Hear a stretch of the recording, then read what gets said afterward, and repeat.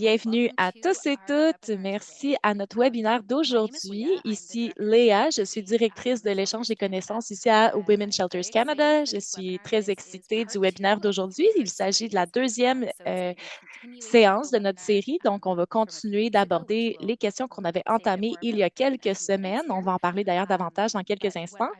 Mais je voulais tout d'abord commencer par reconnaître que je vous parle à partir des territoires traditionnels et non cédés du peuple algonquin Anishinaabe. En tant que personne descendante des colons et colonnes, je continue à m'informer sur les conséquences historiques et actuelles du colonialisme et je souhaite soutenir le travail de réconciliation et de décolonisation. Donc, voilà pour moi-même. J'adorerais aussi savoir qui se joint à nous. Si vous en avez envie, n'hésitez pas à nous écrire dans le chat, nous dire qui vous êtes, de où vous vous rejoignez à l'appel aujourd'hui. On adore apprendre à vous connaître un peu davantage. Avant d'aller plus loin dans le contenu aujourd'hui, je veux juste faire quelques rappels. Donc, comme vous l'avez entendu, nous avons un service d'interprétation aujourd'hui. Donc, si vous allez au bas de votre écran Zoom, vous allez voir un globe terrestre qui dit interprétation. Il suffit de cliquer sur cet emoji afin de choisir votre langue de préférence entre l'anglais et le français. Et je vais copier ces instructions dans la boîte de clavardage dans quelques instants également. Si vous avez des enjeux techniques ou des pépins en cours de route, n'hésitez pas à m'écrire dans le chat et je prendrai le temps de vous aider autant que je peux. Sur cette note, vous avez sûrement remarqué que vous ne pouvez pas activer votre micro ni votre vidéo aujourd'hui. Donc, pour aujourd'hui, seulement les présentatrices auront leur vidéo et leur micro. C'est une question de maintenir la qualité audiovisuelle pour les interprètes ainsi que pour tous et toutes, mais on veut que vous participiez, donc n'hésitez pas à nous écrire dans la boîte de clavardage, comme c'est déjà le cas. C'est un bon espoir, un bon espace, pardon, où dire bonjour ou commenter. Je vais aussi vous envoyer des ressources au cours de la rencontre. Si vous avez des questions pour les présentatrices et les panélistes, je vous encourage à les partager dans la boîte de questions et réponses qui est juste à côté de l'onglet de chat. De cette manière, ce sera un peu plus facile pour moi de garder un œil sur chacune question pour m'assurer qu'on puisse leur répondre. Et si vous nous envoyez ces questions dans le chat, on peut risquer de perdre votre question. Donc, merci d'utiliser la fonction questions et réponses pour nous laisser la chance de répondre à votre question et les autres commentaires dans la boîte de clavardage générale. Aujourd'hui, on enregistre la séance et l'enregistrement sera disponible d'ici quelques semaines sur notre site Web et nous partagerons également l'enregistrement avec tout le monde qui s'est inscrit à la séance aujourd'hui. Je vais aussi vous partager le lien pour le dernier webinaire également si vous n'avez pas eu la chance d'y participer. Donc, comme je le disais, aujourd'hui, c'est la deuxième séance d'une série sur les maisons de transition. Donc, un résumé du processus de développement. Le dernier webinaire nous a amené à parler de faisabilité. Aujourd'hui, on va se parler de conception et d'élaboration. Je vais vous envoyer l'enregistrement d'il y a 2 semaines dans la boîte de clavardage. Donc, si vous avez manqué ce contenu, vous aurez l'occasion de vous rattraper. Mais sinon, on va parler de conception et de développement aujourd'hui et nos panélistes sont les mêmes que la dernière fois. Donc, il y a Kayla Tanner qui est gestionnaire du projet de développement pour Women's Shelters Canada et Megan Golfetto qui est coordonnatrice de projet pour le même projet ici à Women's Shelters Canada. Et nous avons aussi Amanda Owens, qui est directrice générale de Cassandra Society en Colombie-Britannique. Donc, nous sommes très choyés de vous avoir avec nous aujourd'hui. Nous avons hâte d'apprendre davantage sur vos espaces d'élaboration, de conception et de développement, pardon. Donc, il y a une question que nous avons reçue plusieurs fois la dernière fois. Je vais vous partager la présentation PowerPoint dans la boîte de clavardage en anglais et en français dès qu'on commence. Et on va vous les partager par courriel par la suite également pour vous donner une chance d'y retourner. Et maintenant, avant de commencer les présentations, je vais vous envoyer un petit sondage. Voilà. Donc, vous devriez maintenant voir le sondage sur votre écran. Donc, c'est juste un petit sondage qu'on vous envoie afin de mieux comprendre qui vous êtes, comment vous vous rejoignez à la question. Donc, la première question, c'est d'où est-ce que vous venez aujourd'hui?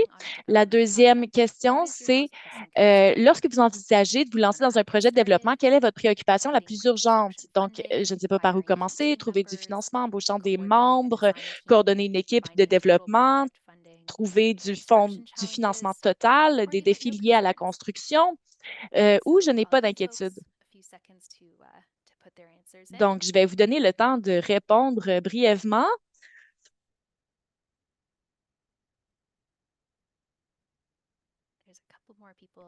Il y a quelques personnes qui continuent encore de répondre, donc je vais vous donner le temps d'envoyer toutes vos réponses.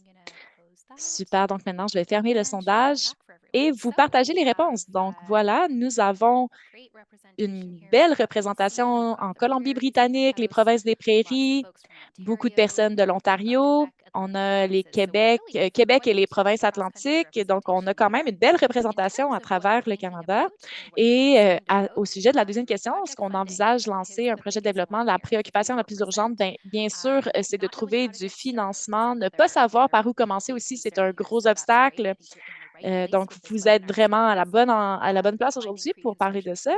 Trouver du projet de préconstruction et les défis liés à la construction. Donc, tout ça, ça a été nommé comme des enjeux. Et maintenant, à vous, Kayla et Megan, on vous écoute. Super, merci beaucoup, Léa. Je vais juste m'assurer de vous partager mon écran. 2 instants. Super. Donc, bonjour à tous et toutes. Bienvenue à cette deuxième séance qui est une introduction à la conception et au développement. Comme vous le savez, je suis Megan, je suis coordonnatrice de programme à Hébergement Femmes Canada. J'ai mes collègues Megan et Amanda qui sont ici. Nous avons très hâte de vous partager notre expérience aujourd'hui pendant la présentation. Donc, pour commencer, Kyla et moi-même vont nous présenter. Amanda vous fera une présentation un peu plus tard. Moi-même, je travaille dans le secteur des hébergements pour les femmes en situation de violence domestique en tant que travailleuse sur le terrain et coordonnatrice des ressources. J'ai eu l'occasion de voir de nombreuses familles avoir du mal à se trouver un logement et répondre à leurs besoins. J'ai aussi vu les services essentiels dont les refuges et les maisons d'hébergement dépendent euh, être fermés et donc on doit se tourner vers le financement privé afin de continuer d'explorer des options d'hébergement. Voici pourquoi je suis si passionnée pour le sujet de création d'espaces de vie pour les femmes et les enfants en situation de violence domestique. Oui. Bonjour, je travaille également dans le secteur du logement abordable depuis plusieurs années. J'ai soutenu plusieurs organisations en processus de développement de projet en tant que gestionnaire de projet, donc les études de faisabilité, comment commencer un projet, obtenir du financement, ça semble être un enjeu important pour plusieurs personnes, naviguer le processus de développement et d'élaboration d'un projet, ainsi que les phases de construction, ce dont nous pourrons parler à la prochaine série. Ma passion pour le logement abordable pour les femmes et les enfants m'a amené à rejoindre le réseau de Hébergement Femmes Canada il y a déjà plusieurs années. Donc, merci, Kayla. Donc, pourquoi on tient une série de 3 webinaires sur le processus d'élaboration? On a réalisé que beaucoup de personnes trouvent que le développement, c'est un secteur intimidant et quand on ne sait pas vraiment qu'est-ce qu'on fait, ça peut être difficile de s'embarquer dans ce genre de processus. C'est donc important de pouvoir visibiliser les responsabilités, en fait, qui deviennent un deuxième emploi qu'on fait sur le côté de notre bureau et dans lequel on n'a pas beaucoup d'expérience.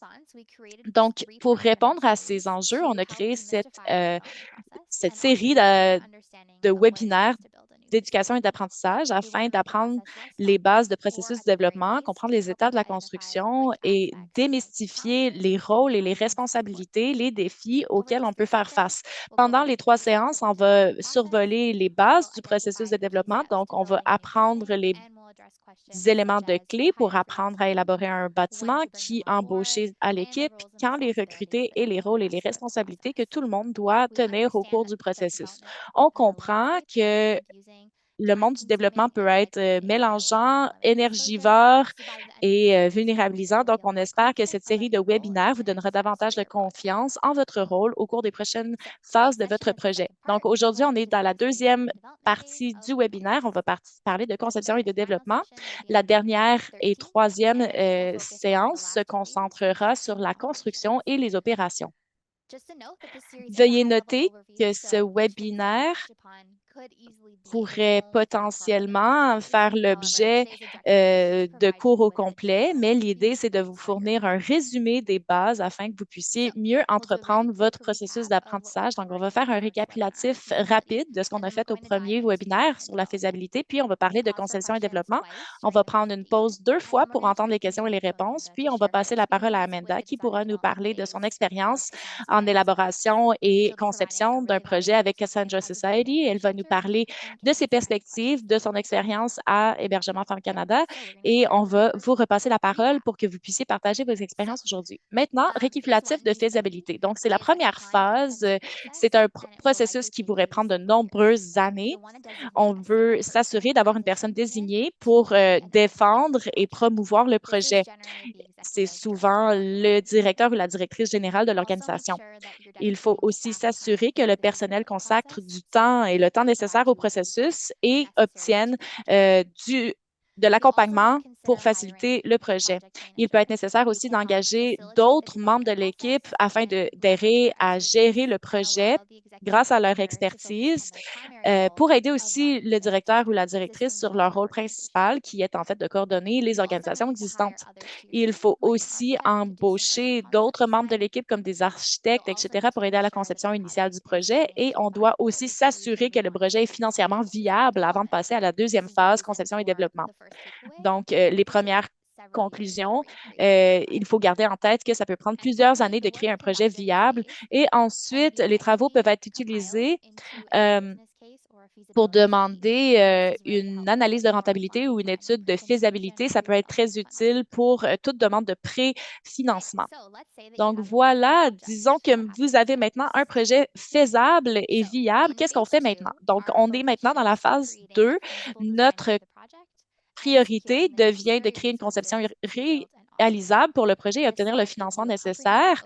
Donc, cette diapo vous donne un résumé complet des étapes et à quoi il faut s'attendre. Donc, pour élaborer un projet viable, on doit ensuite obtenir le financement nécessaire à la construction et l'exploitation du projet, puis obtenir les autorisations de la municipalité et du gouvernement local. Les activités et les composantes clés seront de recruter une équipe de service conseil, acquérir le site, réaliser des études du site, conception du bâtiment, affinement du proforma et finalisation des budgets, sécuriser les sources de financement, engagement de la communauté, et mobilisation communautaire. C'est ça qu'on a commencé à faire dans la phase de faisabilité et qu'on continue de faire pendant la deuxième phase des concessions et développement. Puis ensuite, on arrive à l'achèvement du processus d'approbation de la planification. On va faire le tour de chacune de ces étapes aujourd'hui en plus de détails au cours de la présentation. Et à la fin de cette phase, on aura une super conception en place. Le terrain aura été sécurisé. Euh, les études de site seront achevées, les conceptions architecturales, pardon, des engagements des bailleurs de fonds. Donc, par exemple, si votre projet coûte 5 millions de dollars, vous devez savoir exactement d'où viennent ces fonds. Il y a aussi un engagement sur le plan du site ou un équivalent, des contrats de construction signés et un permis de construction. Donc, c'est une grosse phase. Il y a beaucoup de choses qui se passent dans cette phase d'élaboration. Maintenant, pour naviguer cette phase, on doit tenir compte de nombreuses tâches. Donc, les délais dépendent du temps et des ressources qu'on peut consacrer aux activités, ainsi que la taille et la portée du projet. Donc, il y a des gens qui peuvent faire le tour du développement et du projet en dedans de 15 mois, mais idéalement, ce serait un projet plutôt modeste et on doit passer beaucoup de temps sur ce projet si on veut s'assurer que ce soit fait en 6 mois. Et il y a quelque chose d'un peu plus réaliste qui peut se faire en dedans d'un an. Et donc, si vous avez des processus d'approbation municipale, euh, vous devrez peut-être prévoir davantage de pauses, mais si vous êtes dans déjà une phase de construction, il faudra attendre. Donc, le fait d'embaucher une équipe qualifiée, c'est crucial au succès. Donc, on a fait le tour de ces qualifications au premier webinaire. Donc, il y a le propriétaire de l'organisation, donc c'est vous, le directeur ou la directrice.